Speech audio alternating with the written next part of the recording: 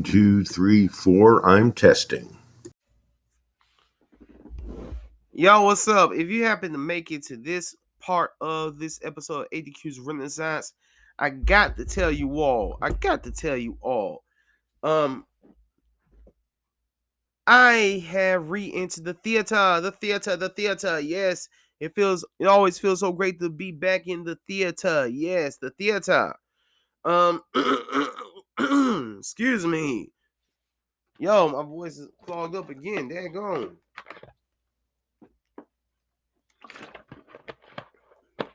Yes, water. Water is key to life. So, if you're wondering what will I be doing in the theater, check me out. I'm about to tell you. So, I will be portraying the role of Gabriel Maxson in the Lexington Live Community Theater production of Fences. That's right.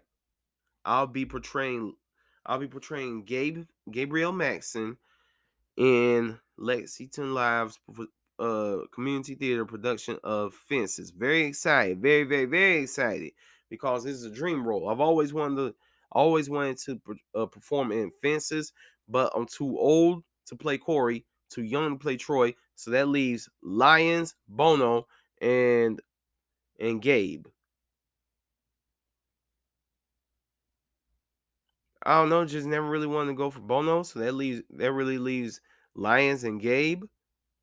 And I got Gabe. So shout out to the director James Littlejohn. And I'm very happy to be in this. Actually, the crazy thing is when you all come and see this, you will see me and James. We're the two veterans. Everybody else is relatively new. Everybody else is on their second or third play with Fences. So it's very exciting to be working with some newbies. You know what I'm saying? Maybe pass off some of my knowledge, only if it's allowed, because one rule of theater that a lot of people have not followed that I've worked with, and I'll be thinking of this. Actors don't direct actors. Remember that. So, come see it. It'll be at Lexington Live Community Theater in Lexington, North Carolina, Friday, February 17th at 7:30 p.m., Saturday, February 18th at 7:30 p.m., and Sunday, February 19th at 2 o'clock p.m. Ticket cost is $20. And it'll be at 202 North Main Street in Lexington, North Carolina. 202 North Main Street in Lexington, North Carolina. The rating for this particular show will be PG-13. So, with all the writing that I have been doing, you would think that is kind of like the spot that I'm putting myself into, and it is. But, excuse me. But, I can't stay away from the theater.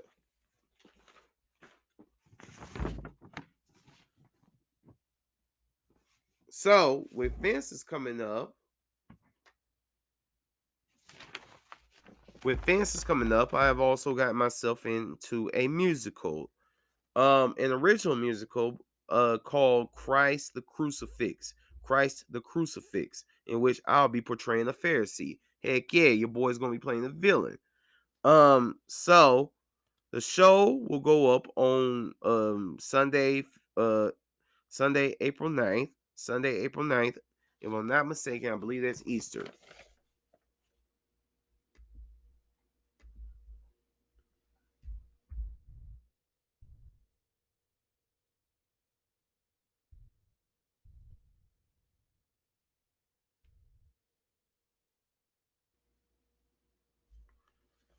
Let me triple check this real quick. April 9th. Is that Easter? I really feel like this will be Easter.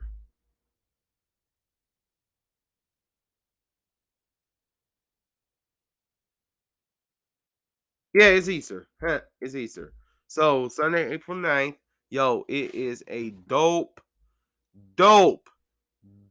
musical. I was at the read through yesterday, and I was like, heck yeah, I am so excited to be part of this. So It'll take place Sunday, April 9th, 10 a.m. at Evangel Fellowship Church of God in Christ, 2207 East Cone Boulevard here in Greensboro. That's 2207 East Cone Boulevard here in Greensboro. Come check me out, see what I'll be doing as the Pharisee. Crazy thing is, this will not be my first time playing the Pharisee. I portray the Pharisee when I was in the Guilford College production of Godspell. I kind of overdid it, and if you saw that, the role that I did well was my portrayal of Donald Trump. That was the moment. But yeah, I portray a Pharisee. But this is a completely different deal. And I'm really excited to do it. So shout out to Miss Amerikkka Pearson. Shout out to Dr. Ashabi Dr. Ashabi. Dang it, what's her new married name? Shoot.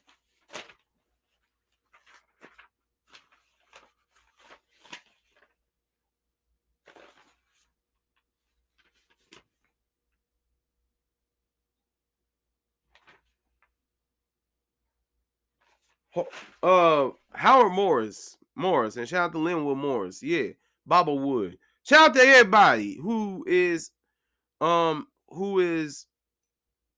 part of this play. Very excited.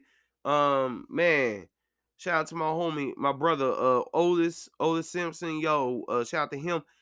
I had him on the episode of the podcast. He sang beautifully on my song "Dancing in My Dreams," which kids love. We get to share a scene together, this will not be our first time being in a play together, but this will be our first time sharing a scene together. Shout out to Benji Cinco, who's playing Jesus. Brother can spit, brother got bars. I am really looking forward to working with him. So man, I'm excited about this. I'm excited about Christ the Crucifix. I'm excited about Fences. God is great, and I feel like there's other great projects that await me. Even a couple that I'm writing, like look out for my book. When the Sun Rises and Maintains the Sea. Look out for my musical. Oh, heck, don't look out for my musical. That's going to be a long time. Long time. But it'll be called Black Like You. And another play that I'm working on producing at some point this year or next year. It'll be called The Desired Life of Noah. So, I just praise God that I'm able to artistically express myself, including this illustrious podcast. So thank you very much for listening. Hope if you're struggling with body image or a diet, hey, let's start changing. You know what I'm saying? Let's just start changing. You know what I'm saying? They say that it's really hard. They say it's really hard for a man to lose weight when he's in his 30s. I mean, yeah, it is. It's very hard. But hey, your man ADQ here. I just changed up my diet. And got really serious about what I allow in my body and all of that. And you can do it too. It's not impossible. I promise you. Also, I would like to say this, in terms of what happened.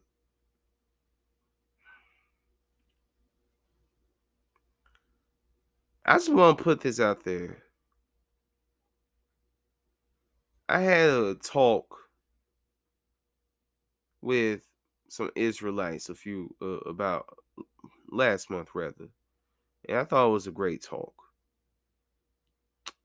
And when they called me an Israelite, cause I descend from the tribe of Judah, I was like, yes, brotherhood, and I still feel that brotherhood. But one hiccup in that brotherhood is when the brother screamed death to you, Edomite, to a white person. I just want to say, I don't hate white people. I don't fault white people at large for how this country operates in regards to black people. You can't blame all white people, yo. I really believe it in my heart that there are really good, solid white people out there who care, who wish things in this country were great for everybody, who would love to give away some of their privilege. And Pan-Africanism to me, it's not I'm better than the white person because I'm black. I'm God and the white person's Satan. That's not the way I think. It's more so, let's build ourselves as a community to stand on equal footing, so we will not have to rely upon anybody to get us by, because no other race of people, no other group of people depends on another group more than black people. So that being said, thank you for listening to ADQ's Renaissance. Thank you for listening to me espouse my innermost thoughts in my head. I hope you'll tune in next time. I'm ADQ. God bless y'all. Peace.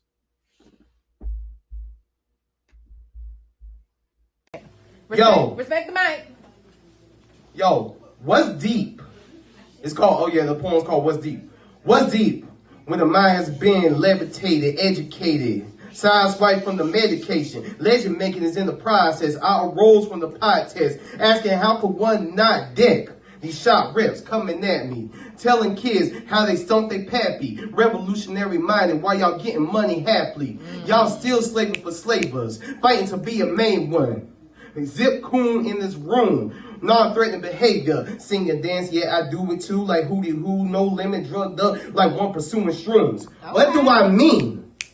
How does one accumulate knowledge, conscious, view the world as it is, God's kids, go rotten? Taught to not sin, which I'm told that I'm a sinner from birth. Not even allowed to do something first. 10% of my earnings to satisfy the pastor's yearnings. Wow. That is concerning. Also, the idea, hell, read this well. How can you be a soul burning when you a seed that failed? Wow. Unchain your mind, Juneteenth happened. We were fucking with it long before Biden started yapping. What's deep? When you're hungry for knowledge, you're starving. When you want to be a modern day Garvey, Pryor and Carlin. When your third eye is misinterpreted as being retarded. I'm done. That's where I started. Wow. Yo, what's cracking, my people? Welcome to yet another episode of ADQ's Renaissance. I'm your host with the most, keeping it 100 from coast to coast. Through God, I boast. ADQ. This is going to represent a bit of a transition for me with ADQ's Renaissance. I am going to go strictly audio when I am recording solo, because, as you all have seen, I record most of my episodes, through my computer, and just it's a little corny just looking at myself. So, in this particular episode, I would like to talk about a couple of personal things. I would love to talk about my theatrical happenings at the moment. I really would. And maybe in another segment, I would love to talk about the diet that I embarked upon, but that has that has resulted in my weight loss. By the way, ladies and gentlemen, those of you who do not see me on a regular basis, I have lost 75 pounds. All praise to Allah. Very long, very disciplined, life-changing process that I will delve into in another segment.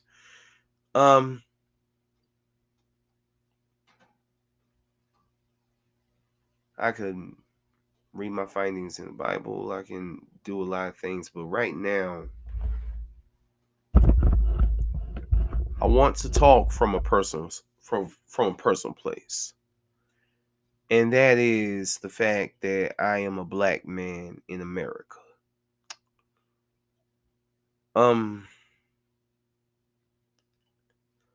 Upon and also I'm going and also as I say what I have to say, I'm going to try and merge the two places that I try to,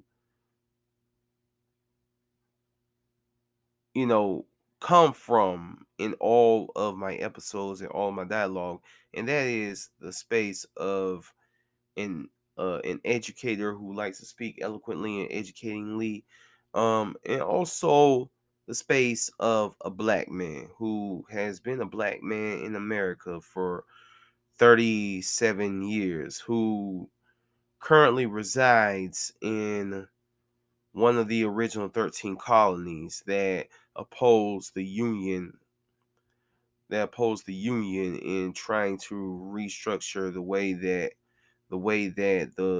work system works in America, in which the South wanted to continue to utilize free labor through slavery.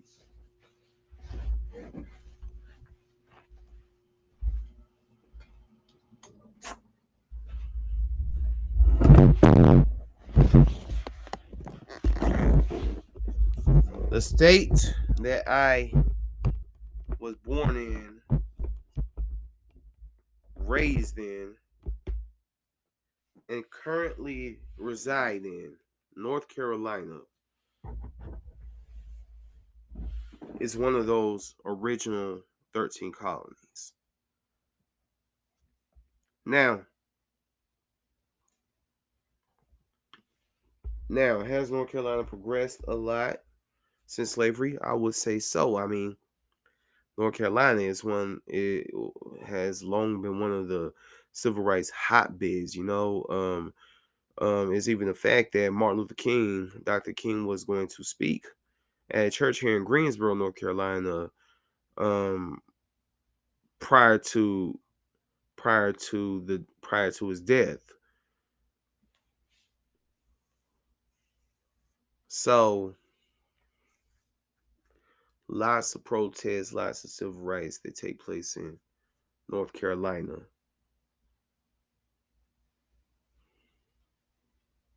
What am I getting at?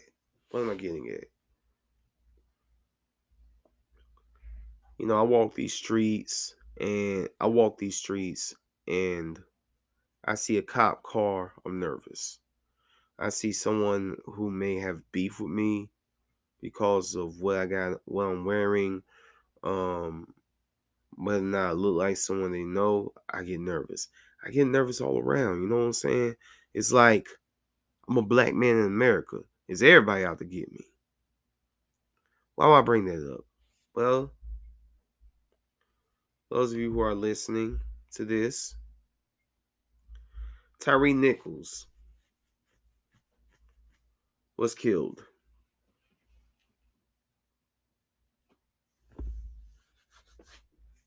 recently, about 19 days ago.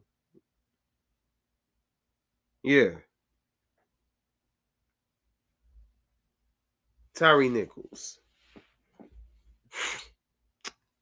Law enforcement officers went complete scorched earth on him. They didn't shoot him. They stomped him to death. They beat him to death. Literally to death.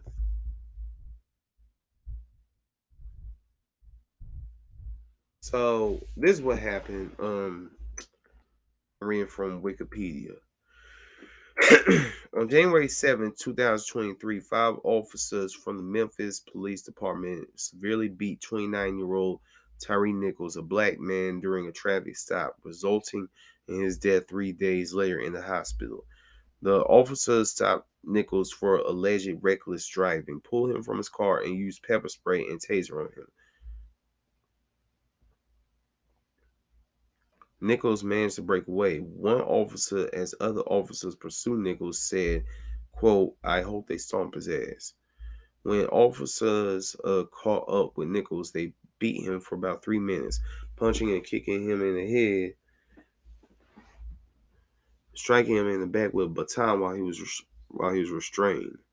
Nichols was hospitalized in critical condition and died 3 days later. An autopsy commissioned by his family found extensive bleeding caused by a severe beating. Various incident videos do not show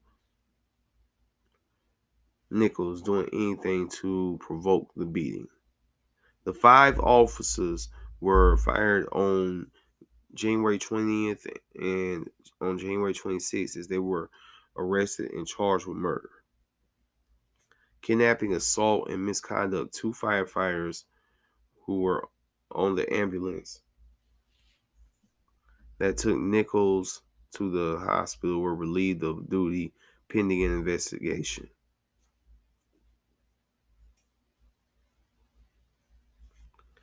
Tyre Nichols was 29 years old. Now, who were the police officers? This is what really sickens me. This is what has Black Cop by KRS-One playing in my head on repeat. The 5 officers who were responsible for Tyre Nichols' beating and death were all black men. And how about this? You ready for this? All of them younger than I am. I'm 37. One was 24. One 30. 2 of them were 30. One 32. One 28. I mean, for goodness sake, what are we teaching these kids?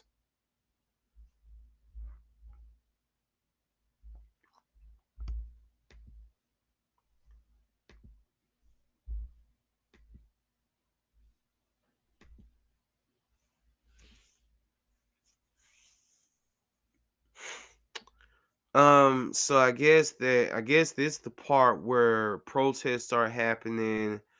We're supposed to start marching out on sunny days, screaming out his name, Tyre Nichols, and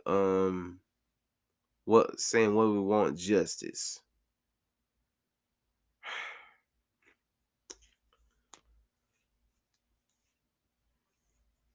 How how do you unpack how do you unpack that?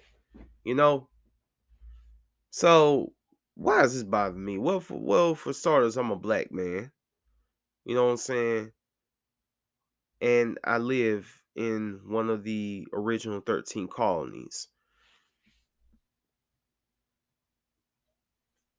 In a country that has long had injustice blood on its hands since its inception.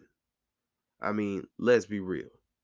When the school system teaches kids about Christopher Columbus, they are very much mentally handicapping the kids. When the school system teaches children about Martin Luther King being killed by James Earl Ray, they're still mentally handicapping the kids. Let me let you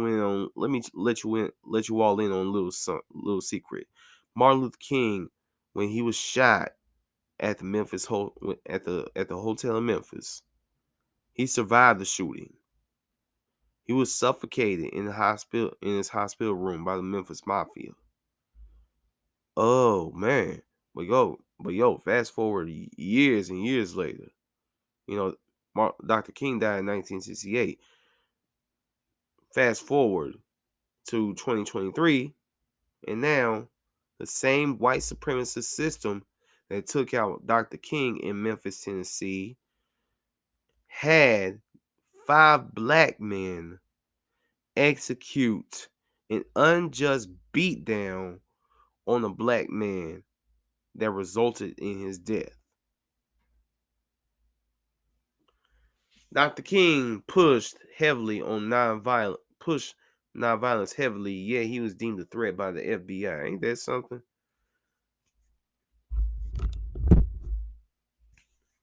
Not only that, but Brother Nichols did not do anything that to provoke the violence.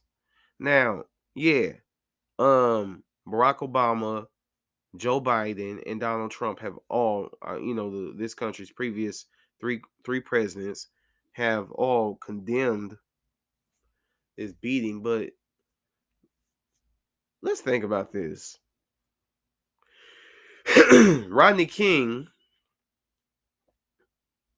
received a royal scorched earth beating of his own back in 1992. Now, one can say that this country has progressed somewhat to some degree ever since then, but nothing happened to those officers. They all got off scot-free, even after looking at the video. But these 5 black men who were responsible for Tyre Nichols' beating leading to his death, they're throwing the book at him. None of them are currently employed as police officers at this particular moment, and there are pending charges against them, right? So another thing comes to mind.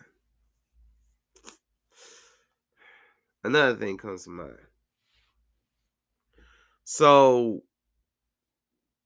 and I think that this kind of like the flavor, if you will, that KRS-One was rapping with in his ingenious song Black Cop, which will not be on this episode because I'm going to stop playing music on these episodes because I'm not trying to get sued.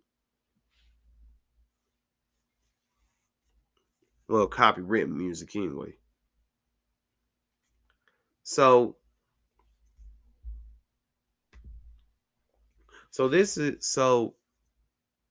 I think about Django. I think about Samuel L. Jackson's brilliant performance as Stephen, the head house slave, one of the overseers, right? How he talked to slaves. I mean, how he talked to black people. He talked out of a black mouth with white supremacists, with a white supremacist mind. But if you look at the way he had to talk to Calvin Candy, Leonardo DiCaprio, the way that he had to talk to Calvin Candy, he still was very much a slave,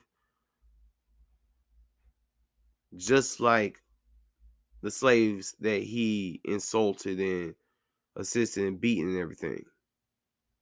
If he would have stepped that line, Stephen would have got the same punishment. That was the case for all house slaves, right? Or overseers. That's the case for these 5 officers who have executed this unjust killing. Because to the best of my recollection, the officers who are responsible for Breonna Taylor's death still have yet to find themselves to justice. They basically slapped Derek Chauvin on the hand with his sentence. Philando Castile's killer, I mean, he got off scot-free, didn't he? Heck, George Zimmerman, who was acting as a vigilante in his killing of Trayvon Martin, he got off scot-free. So I guarantee you, they'll throw the book at black people, but they ain't throwing the book. But it will be white officers or even Hispanic officers who would have acted in this way and executed this particular act. I heavily doubt that they would have been subjected to justice as the amount of justice that these 5 officers are being subjected to.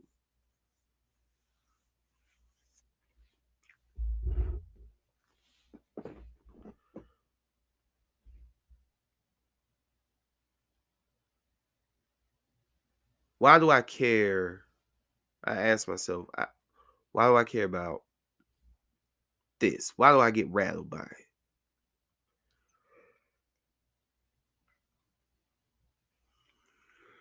Well, the answer is, once again, I'm a black man in America.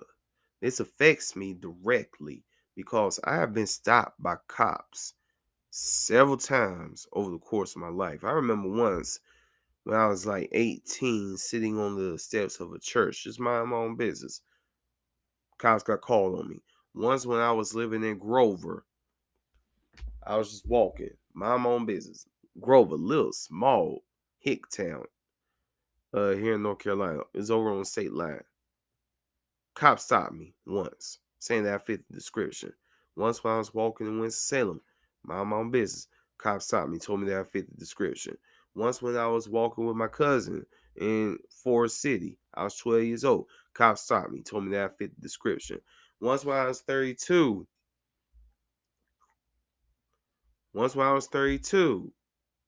and I was acting in a film for a student over at UNCG that involved me using a BB gun. Well, the cameras thought that I was actually robbing the tropical smoothie over on Westgate City, right? If you're here in Greensboro. The cameras picked that up. Therefore, a ton of cop cars pulled up like SWAT. And it was like, yo, I was Bin Laden or something. Had the guns pointed to my head, and they were ready to make me a newspaper headline. They were ready for that. But me being 32 and me not wanting to die, I wanted to like stick my middle fingers up and tell them to their face. Tell them to their face what I thought about them. I wanted to repeat what Ice Cube, what NWA said in F the Police. I wanted to repeat what Jay Dilla said in F the Police. Yeah, Jay Dilla has a song called F the Police also. Really, really dope song.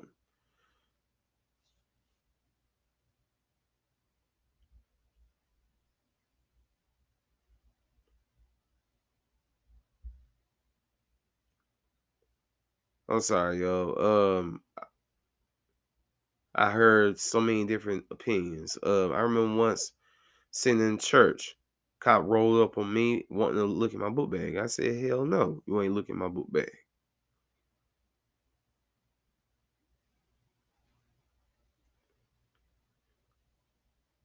I'm a black man in America, and what bothers me tremendously is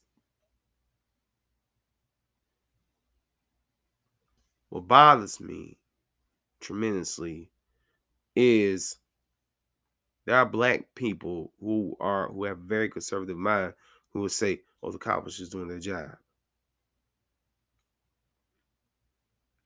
Blame it on the director.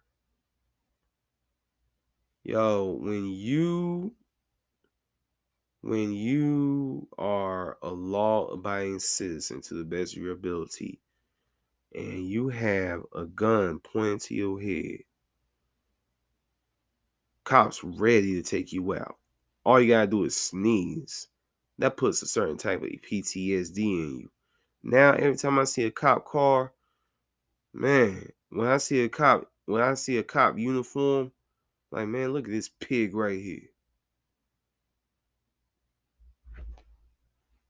So, am I anti-cop? No, cause the good cops out there who do their job, I respect. But I don't care if you're a good egg or a rotten egg. You're still an egg. And if I see your eggshell, I'm gonna react the same way to all of you. Sorry, that uniform has put PTSD in me. That badge put PTSD in me.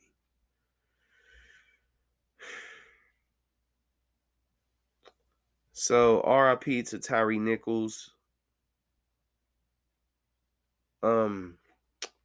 I'm not one of these brothers who, spits a bunch of poetry or complains a lot about police brutality, police genocide, or police violence or whatever.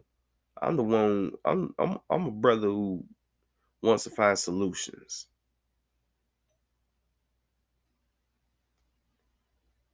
What's the solution? That I don't know. I like to think that I'm a very smart guy. I like to think that I know things about things, but what's the solution? I don't know. I don't know. I don't vote. I don't. Because politics is a very disgusting and crooked and filthy game that does not ever equal into any politician doing what is best for the black community at large. What's to be done for us needs to be done by us. Period. That ain't racist. I'm a black man. I cannot be racist. I could be bigoted, I could be prejudiced, but I cannot be racist.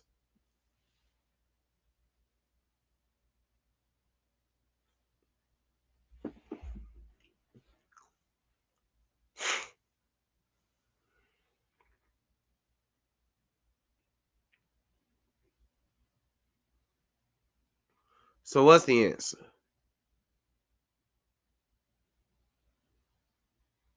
I hope that you, the listener, as you have gotten through these 23 minutes and 32 seconds of me talking, I hope you might, hit me up. Hit me up. Adrian Dion Quarles on Facebook. ADQ4Christ@gmail.com. My email, DionChocolateGuy85 on Instagram. Hit me up. Tell me, what's the answer? And maybe we could figure out a good answer together and spread it. All right, so coming up next, how in the world did I lose 75 pounds with a bad knee and plantar fasciitis in my right foot? Bad left knee, plantar fasciitis, 37 years of age. Yeah, I dropped 75 pounds. I did not follow any certain diet. I just did it. So, we'll line things up. We'll talk about that. Y'all stay tuned. This is ADQ's Renaissance.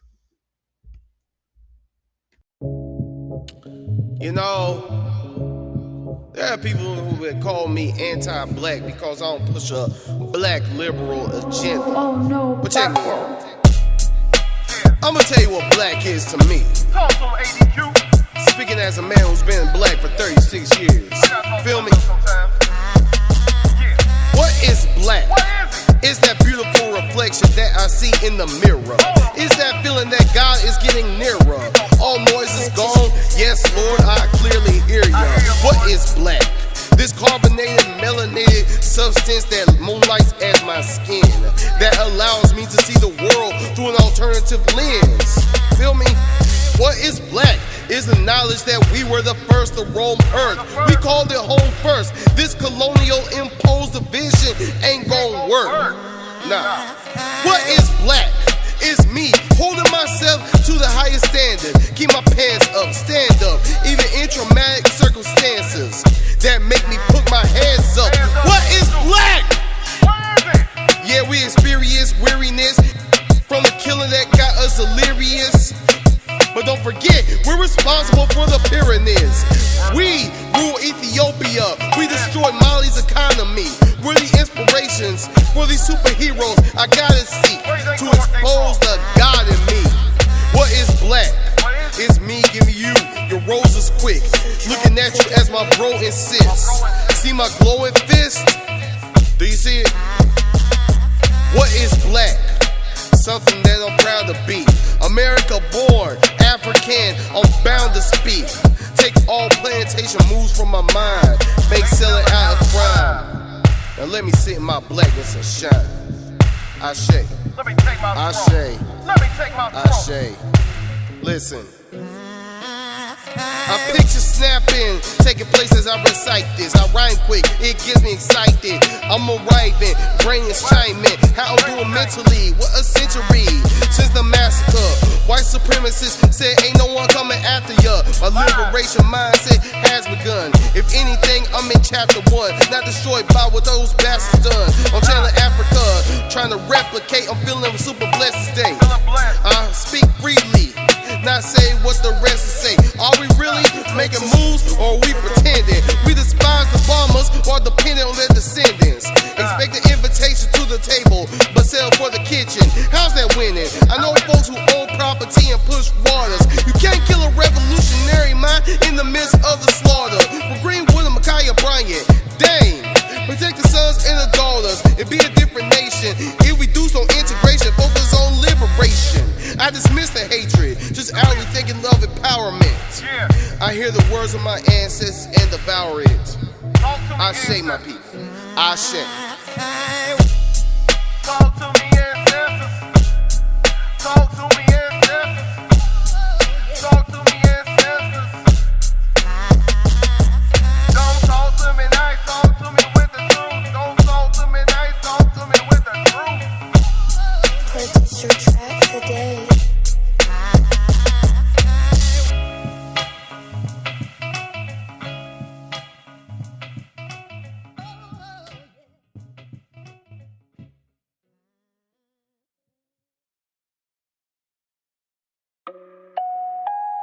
Yo, my beautiful melanated people, I hate to be the bearer of bad news, but if you think that the election of Joe Biden and Kamala Harris will stop this, you're dead wrong. Fake news. Yo, Come on. turn on the TV, another is dead. You can see the hole in his flesh. You know what it said, what he has did. How you explain killing the kid? Can I go running, get a few miles? I promise I'm not a threat. I'll wave and I'll smile. Can I go to the store, wearing clothes that would fit? Maybe my cash ain't legit, but I am leaving. I believe in respect. But now you gotta put your knee on my neck, face to the ground that I can't breathe. My mama and Eric Garner, I can see.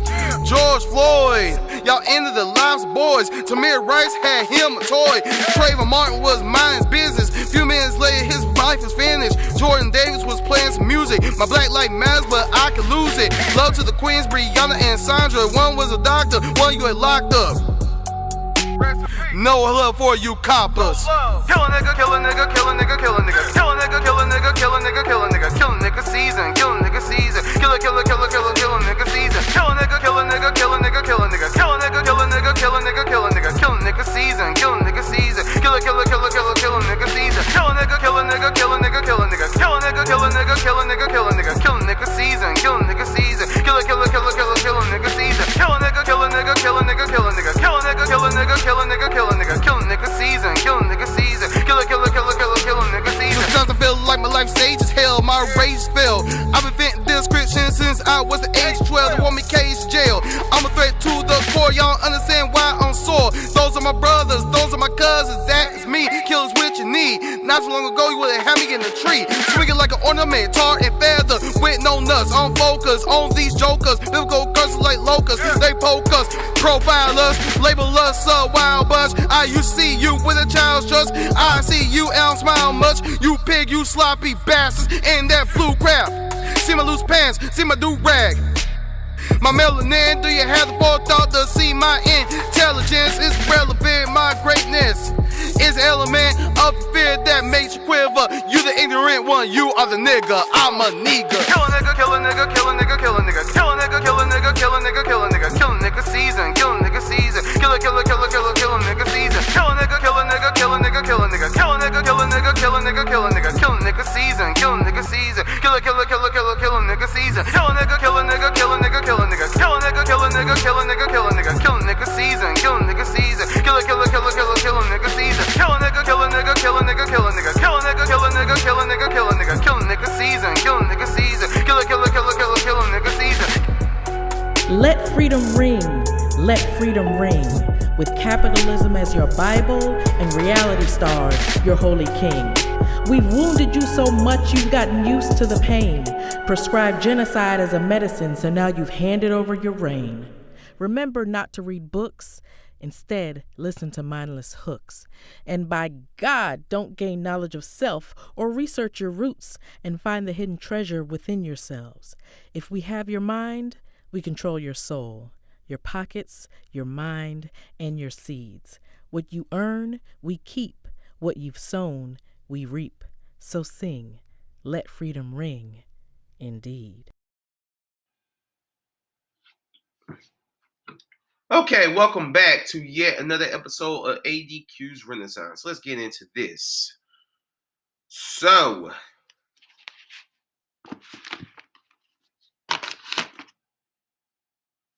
I lost 72 pounds.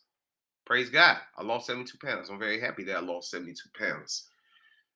And I have been asked, how did I do it? Okay. Me being the speaking, educative Virgo that I am, I can't just give a bland description, diet and exercise. I like to go into detail. That's just how I am built. So, excuse me. So, I guess I can give you full detail. All right. So, excuse me. So, if you go on YouTube and watch my Life is Good video, me, Sound Doc, and GP, shout out to them. Yo, think I'll put our song Black Love on this podcast. It's a great song. And Life is Good. Yeah. Anyway, if you go on my YouTube channel, Adrian Dion Quarles, and you watch my video, Life is Good, you will see me looking dang near like a stick figure, right? I was very healthy at that time. I was like 29, 28, 29. Yeah. Well, I in previous years had a lot of trouble watching that video because I looked so great at that time. Well, 2016, I moved to Greensboro and I was weighing at like a $198. I looked great, right? Then Thanksgiving happened. That's where things started to go downhill. Thanksgiving happened and I ate a lot. You know, my mom fed me really well. I ate a lot. And you know, when you eat a lot, you get full, the itis sets in. The itis set in, I would fall asleep after I ate. Eating a lot, gorging a lot, and then falling asleep, that's how you gain a whole ish load of weight. So 198 turned into 200. 200 was like a forbidden number for me to weigh. So I felt horrible about that. And I thought, okay, let's start exercising. Well, my original plan was to start walking, but I didn't dedicate myself to walking. I just couldn't. So I thought, okay, let me just turn this into muscle. During 2016, 2017, y'all saw me, a lot of y'all who follow me on social media, precisely the metaverse, you saw me post a lot of pictures of me working out early in the morning and getting jacked, right? And that put me in better shape. That put me in much better shape. But I was always working on my stomach fat. You know what I'm saying?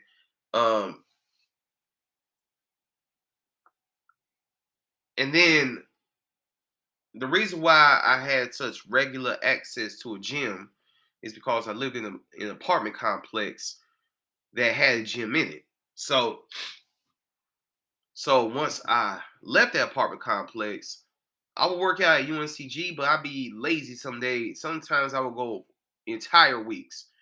And yo, I'm telling you, when I was at that apartment complex, I worked out hard. I would like run up 10 flights of stairs 10 times. I mean, no, I wouldn't run up 10 flights of stairs 10 times. I ain't that crazy. But I would run up 10 flights of stairs. I would get in a walk-in. I would lift. Yo, I was crazy dedicated to being in shape and living a healthy lifestyle. Here's the thing, though. I ate like crap. I ate noodles on the regular. I ate dairy products on the regular. I ate processed food on the regular. You know what I'm saying? So let's keep that in mind. Processed food. Okay, that's going to be a reoccurring thing here in this story. So as the years go by, stress happens. I get into childcare. I get into education. I end up homeless.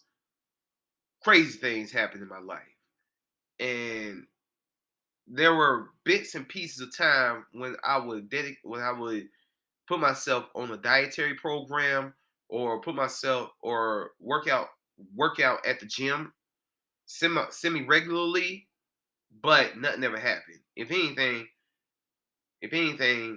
I only got bigger because I remember summer 2018, every single morning I would drink a coffee and eat a muffin. Drink a coffee, eat a muffin. Drink a coffee, eat a muffin. Wouldn't do anything to burn it off. And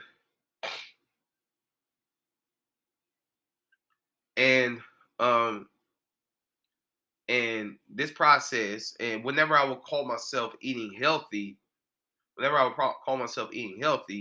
it would really be a salad that's drenched in ranch dressing, cheese in it, Morningstar veggie patties. I mean, it was unhealthy as a mother, but man, oh man, it was good. And so then,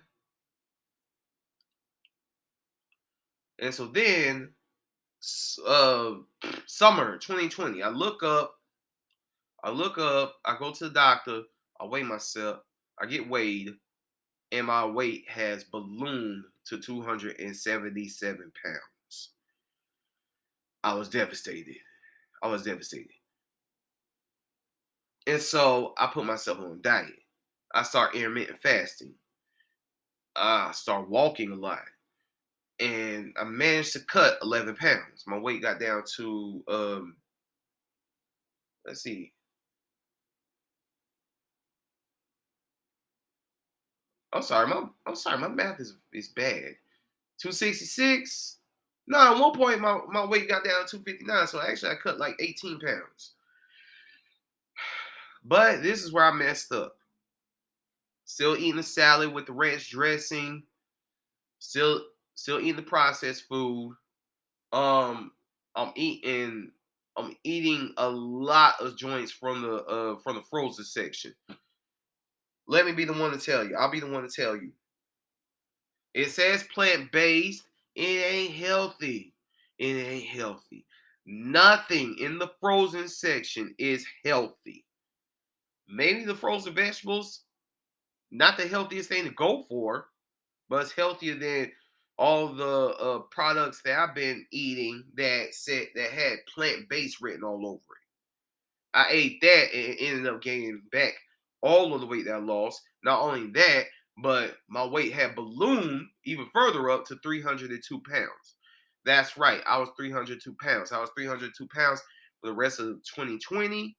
I was 302 pounds all through 2021. In fact, 2021, my weight even got up to 304 pounds. Yes, 304 pounds. All the while, I'm still acting. I'm still like I was in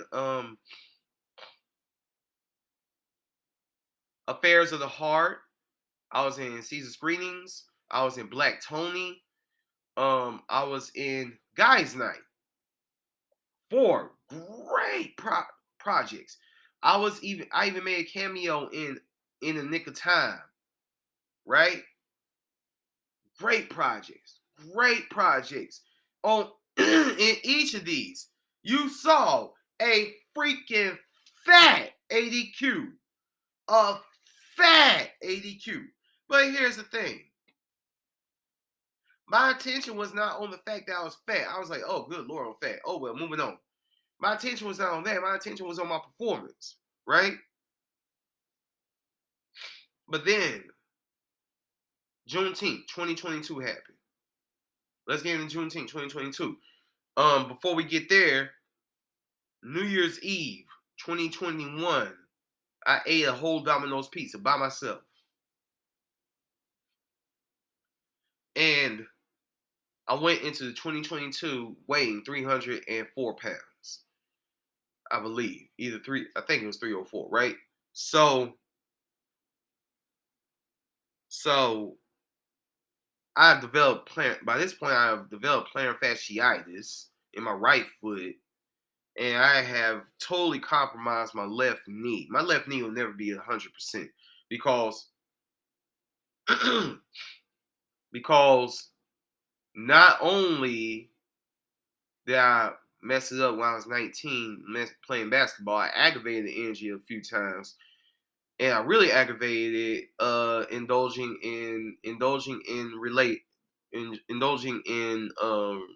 sexual acts with a couple of females. I go in. And I aggravated my knee injury. So my knee is never gonna be 100%. So one day, and by this time, I'm working as a assistant teacher, a kindergarten assistant teacher, and I'm getting caramel macchiatos with oat milk every single day. Lots of sugar, right? Lots of sugar. And then summer comes, and it's Juneteenth, right? I'm at the LaBelle Park hanging with my homegirl. I let her and her friends talk me into performing poetry. So I performed 2 poems. Footage of this is on my YouTube page as well. So I performed Daddy's Boy and Death Row South, right? And my homegirl is the one who records it. And I look at it back and I'm like, good God. My shirt is baggy. My shoes are just bad. And my pants are wrinkled. And on top of it all, good Lord, I have got a freaking huge. I've got a huge. It's like I knew that I was fat in the films that I've been in the footage of me that was recorded. But it really did not register to me how freaking fat I was until I saw the Juneteenth footage. I mean, yeah, I would walk by mirrors and I would see, oh my God, I am fat. But it really registered to me when I saw that footage. So I decided, okay, first of all, if you've been listening to me talk about this for the past 13 minutes and 13 seconds, thank you. Now we're about to get to the weight loss part, all right? So I decided to make a change.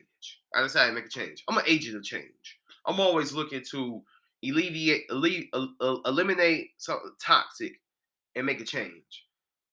I decided that I need to change my diet because I remember being told at Planet Fitness that your diet is 40%. Your weight loss process is 40% exercise. Most of it is what you eat, right? So I decided, okay, I gotta change what I eat. I really do.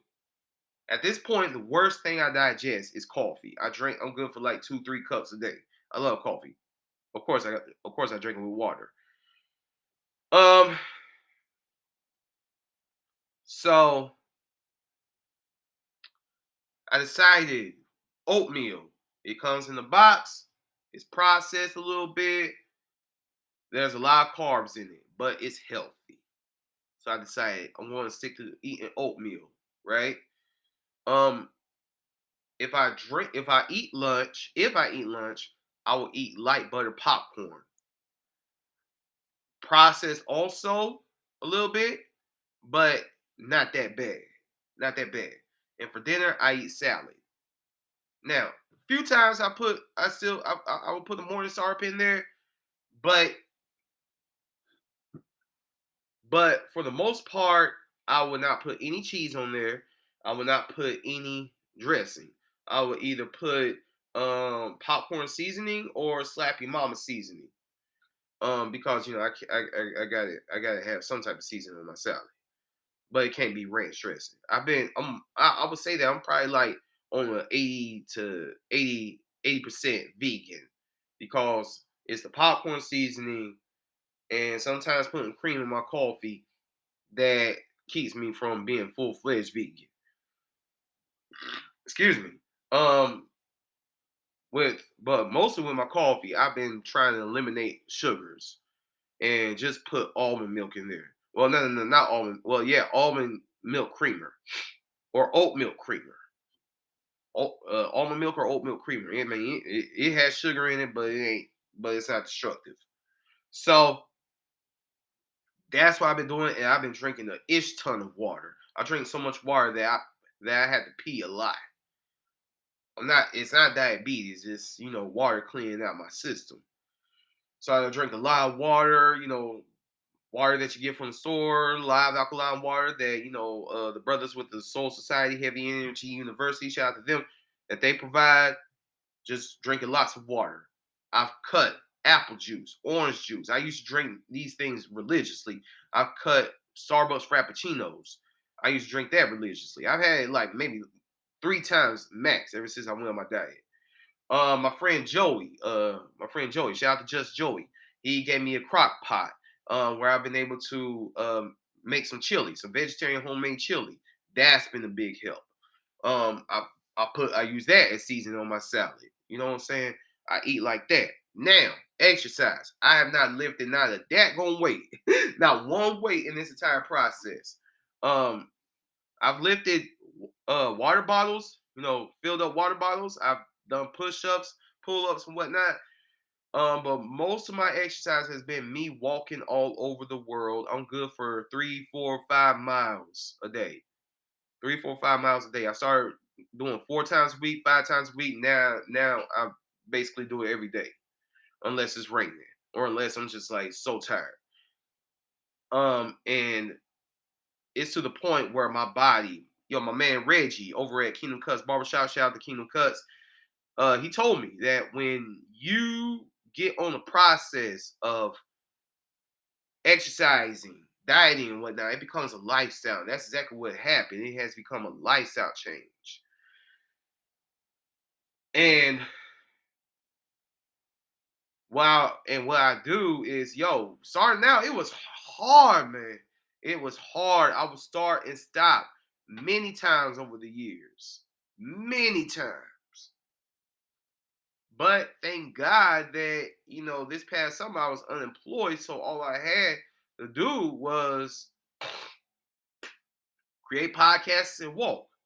And then I started noticing the weight coming down. It started when I was in Messy Millennial. See, this past summer I did like a 3-play run, back to back to back, right? Technically 4 plays, but 3-play run. And I watched how my weight came down in each play, right? So I went into Messy Millennial starter pack weighing like 297 pounds. And while we were doing it, I ended up weighing 282 pounds. I went into Assassins weighing 282 pounds. And when we started doing it, I was at 2.8.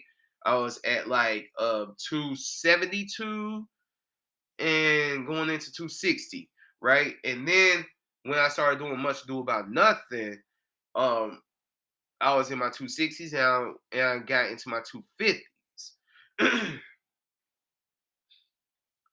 And I've just been consistent.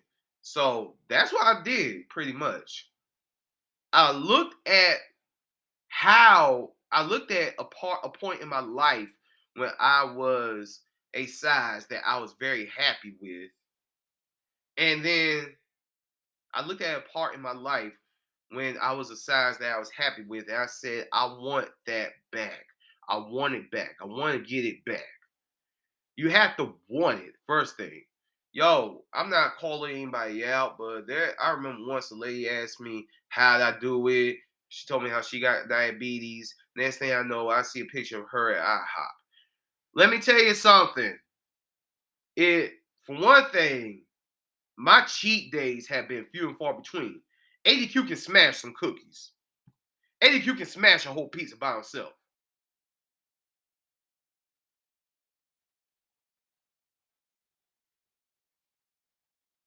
ADQ can smash a whole pizza by himself. I had to cut out cheat days because cheat days, reward yourself. Nah, I'm rewarding myself by being smaller. Now, as of this recording, I weigh 231 pounds. Praise God. I weigh 231. My goal is 197 because that's how much I weighed when I first moved to Greensboro. But I'm going to tell you, listen. I had to learn this the hard way. Okay? Burger King offers an Impossible Whopper. That mug ain't healthy. Hardee's offers an Impossible menu. That mug ain't healthy. Even KFC offers impossible plant-based options. It ain't healthy. Okay? It ain't healthy. They have garden salads and the like over at IHOP. It ain't healthy. Grow your food. Raw vegetables. Raw vegetables is the healthiest thing for you. I smashed some broccoli with my chili, you know what I'm saying? Raw, natural, unprocessed, that's the way to go. Again, the worst thing I digest is coffee, and that's pretty daggone good because coffee sends me to the crapper every time. But doing that, that's how I dropped all the weight. Being 37 years old, with plantar fasciitis in my right foot and a bad left knee. You know what I'm saying? Consistency also. Consistency. Somebody once told me you don't have to do it every day. Bull crap. Yeah, I do. Somebody told me go to the gym. That would be the way you lose weight. Bull crap. I have implemented the 80Q system. I've manufactured this system and it works. Y'all seen the results on social media. So, I'm about to go get in a 6-mile walk right now today. And then we're going to talk more about Martin Luther King. And I'm going to tell you about who my guest is going to be on Wednesday. Thank you for listening to 22 minutes and 42 whatever seconds of me talking about my health. We'll be back with ADQ's Renaissance.